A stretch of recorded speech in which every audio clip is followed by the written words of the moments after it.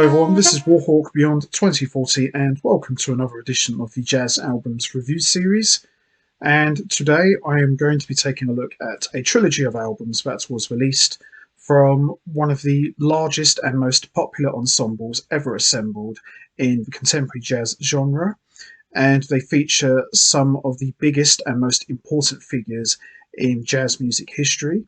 I am talking about, of course, the one and only the GRP All-Star Big Band.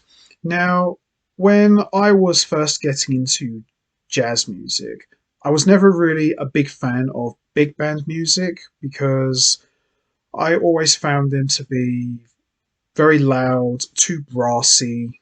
I always felt that there was no space for soloists to breathe and play. It just felt very cluttered and all over the place, and at times too loud. So when the GRP All-Star Big Band released their self-titled album, which we are going to be talking about in a moment, my initial reaction was, could this actually work? Because I was never really sold on the idea of big band music, even though I have a lot of great respect for big bands and their contributions to jazz music history, going all the way back to like the 30s and the 40s and the 50s. I still wasn't sold on the idea of an all-star big band, especially with big names of this caliber. I thought, could this actually work? Because supergroups, as we all know, never work. Not always, because, you have lots of personalities, everybody wants to be in charge, everybody wants to run the show. Sometimes it doesn't always work. But I was proven wrong. When I first heard the self-titled album of the GRP All-Star Big Band, I was completely blown away. My first thoughts was, okay, this doesn't sound like your traditional big band music. This sounds more like classical music. This is much more modern, much more slick. It sounded like a real band. It's just unbelievable. And what the GRP All-Star Big Band did was they took the concept of the big band, brought into the modern era, and redefined it. So it didn't just sound like a big brassy group of musicians. This sounded like a real serious band of players. And trust me, these guys can really play.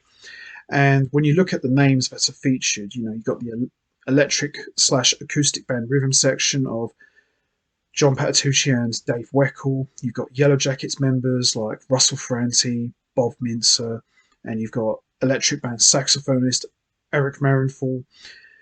You've got Kenny Kirland. You've got Lee Ritenour, David Benoit, Eddie Daniels, Gary Burton. There's some pretty big names on here. And I remember looking at the list of names that were featured on the first album.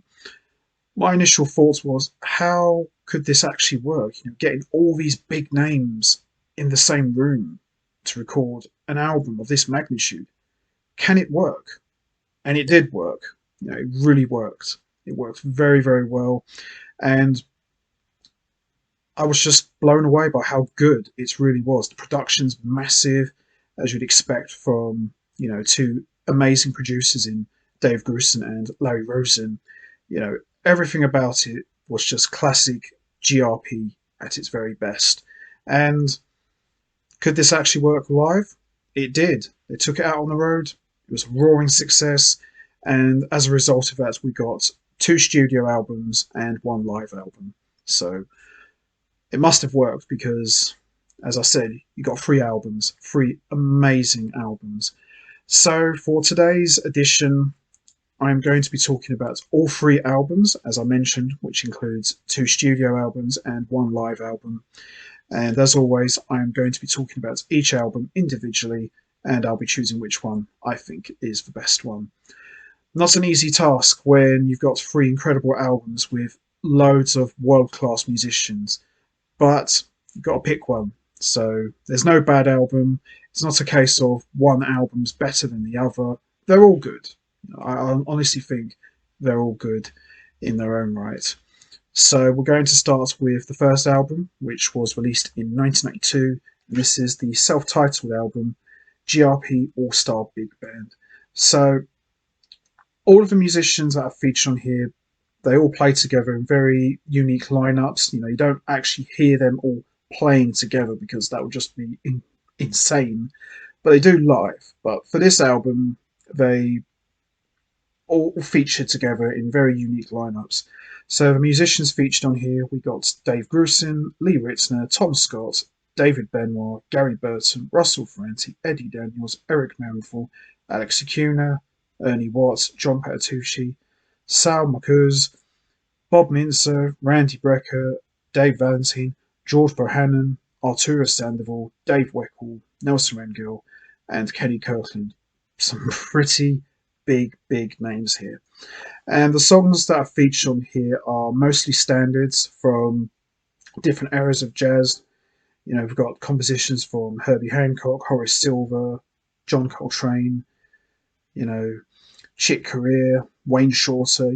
They really pay tribute to some of the all-time greats of the jazz genre, but at the same time they take their own spin on things and make it their own unique thing. So it's an incredible album. So let's have a quick look. So there's all the compositions. As I said, they're mostly all standards. We've got Origin, Blue Train, Donna Lee, Maiden Voyage, Sister Sadie, The Sidewinder, 7 Steps to Heaven, I Remember Clifford, Footprints, Mantica, Round Midnight, and Spain, which we all know Spain needs no introduction. Spain's one of the greatest Chick Corea songs ever written. What more can you really say? And the big bands pay homage to, some of the big names like Duke Ellington, Benny Goodman, Count Basie, and Glenn Miller, and all of the other legendary big bands. But at the same time, it doesn't really sound like your traditional big band of the time. It's very modern, very slick. So let's have a look. There we are.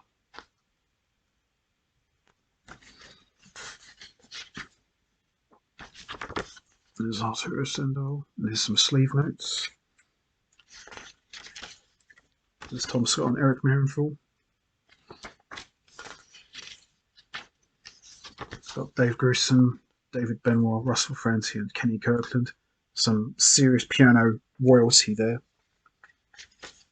There's Gary Burton, Lee Ritenour, and Eddie Daniels. Got Dave Valentine, John Patitucci, and Dave Weckl. Good stuff there. Michael Abini, who was the guy who arranged all this and produced it. Some notes about each track individually. And there's some more sleeve notes there. And there's the rest of the guys. It's a brilliant album. So, standout tracks for me are I Remember Clifford, 7 Steps to Heaven, Mantica, which has got an unbelievable drum solo from Dave Weckl, Spain, with great guitar playing from Lee Ritenour. I love this arrangement of Spain. I think it just sounds really big. Sister Sadie's another great track. Maiden Voyage is another great track. Donnelly is an amazing track. And Blue Train is just beautiful. You can't really go wrong here. When you got a horn section with Marienthal, Rangell, Mintzer, Watts, Scott, Sandoval, Brecker, Muggles, George Bohannon, you can't really go wrong here. And you got the key masters like Russell Ferrante, Kenny Kirland, Dave Grusin, and David Benoit, and an amazing rhythm section of John Patitucci and Dave Weckl. And you got Eddie Daniels and Gary Burton. You're going to get something very special. And that's exactly what we got here. It's just an incredible album. So there you have it. The self-titled album, GRP All-Star Big Band. Fantastic album and a great debut for these guys. So we move on to the next album, and this is a live album, and this was released in 1993. This is GRP All-Star Big Band Live. So pretty much the same group of guys that were on the first album, but we got some additional musicians. We got Chuck Findlay, Byron Stripling, and Philip Bent, but it's pretty much most of the same guys that were featured on the studio album. And there's a few tracks on here that were not on the studio album. So we got Oleo, My Man's Gone Now, Sing Sing, Cherokee, It's So Wonderful, and Blues for Howard. So there's some songs on here that were not featured on the studio album. And of course we got Blue Train and Mantica, which was on the studio album. But it's a really good album, and you can really feel and hear the bigness of these guys when they're playing together. So let's have a quick look. And there we go.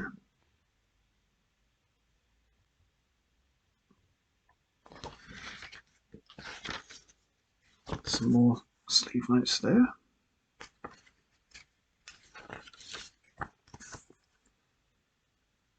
There's some more there. And Tom Scott is actually credited as like the band leader for the GRP All-Star Big Band. Some more there. And some more. And there we go. So, standout tracks for me are Oleo, My Man's Gone Now, Cherokee, Blue Train, Manticare, Sister Sadie, and It's So Wonderful, and Sing Sing, which Sing Sing is just like, sounds like something from The Mask. It's really, really good. It really captures the feel and sound of like the swinging New Orleans scene. Really sounds good. It's a really good track, that is. So there you have it. That's the live album, the GRP All-Star Big Band Live. It's really good stuff, this is, considering that these guys weren't together long, but they're a very good band. So there you have it, the GRP All-Star Big Band Live. And really big, really beastly-like, giant sound. And, as I said at the beginning, I'm not really a great fan of big band music, but these guys, especially of this caliber, really make it work, and they don't disappoint. So there you have it, the GRP All-Star Big Band Live. So we come to the next album, and this would be the final one of this trilogy, and this is more of a bluesy kind of album, and this is GRP All-Star Big Band All Blues. So pretty much same lineup as the first two, but we've got some new faces added to the mix. We've got the legendary B.B. King, we've got Ramsey Lewis, we've got Michael Brecker, and we've got Chick Corea. So we've got both Brecker brothers on this album.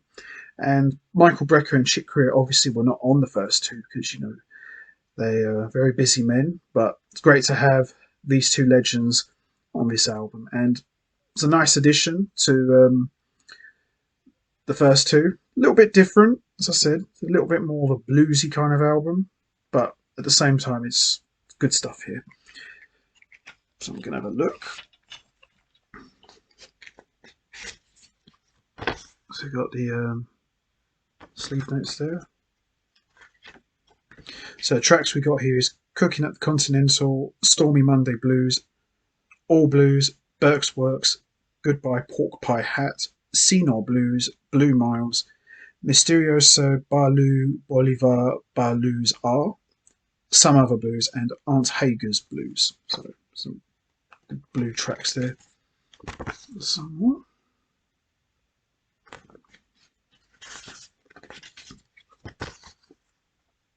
And some more there.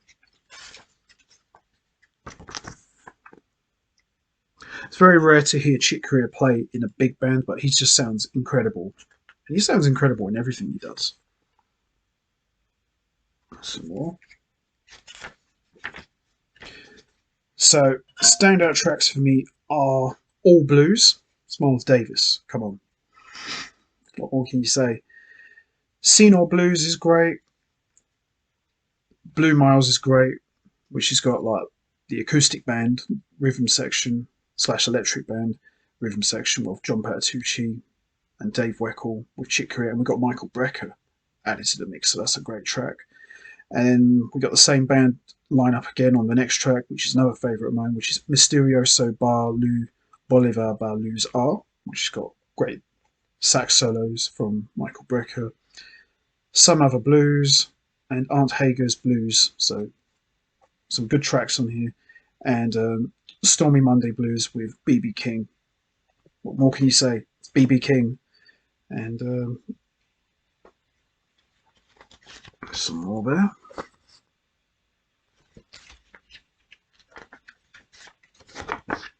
Some more there. So there you have it. The GRP All-Star Big Band, All Blues. It's a great album, great follow-up to the first two. I wouldn't say this is the weakest album, but, you know, it's still enjoyable, I think. You know, you've got Chick Corea and Michael Brecker. You know, as I said, there's no bad album in this catalogue, but if I had to really choose, I'd probably say this was kind of the weakest one, but the Chick Corea and Michael Brecker solos, they're the standouts on this album, but it's still enjoyable, I think. You know, it's definitely worth listening to. So which album do I think is the best one? Well, that's a pretty easy one, I would say. The self-titled. You know, you can't really go wrong. It's the first one, and it's got all of the big names, you know, as I said, from Dave Grusin to Lee Ritenour, to John Patitucci, to Dave Weckl, to Eddie Daniels, Gary Burton, Bob Mintzer, and Russell Ferrante. So you can't really go wrong with this one. But I'm going with this album, the self-titled, as my all-time favourite. It's just a big band classic. And hard to believe this was already, you know, 30 years ago when this came out, and it still sounds as fresh as the day it was made. It's just an unbelievable recording. So that's going to be it from me. I am going to wrap this up now. What's your favourite album from the GRP All-Star Big Band trilogy? Is it the self-titled? Is it live? Or is it all blues? There's no right or wrong answer. We all have our favourite albums. You know what to do. Hit the like button, hit the subscribe button, leave your thoughts and comments down below. And I will see all of you next time for another edition of the Jazz Albums Review Series. So until next time, take care everybody and stay safe. And once again, as always, much appreciated. Thanks for listening.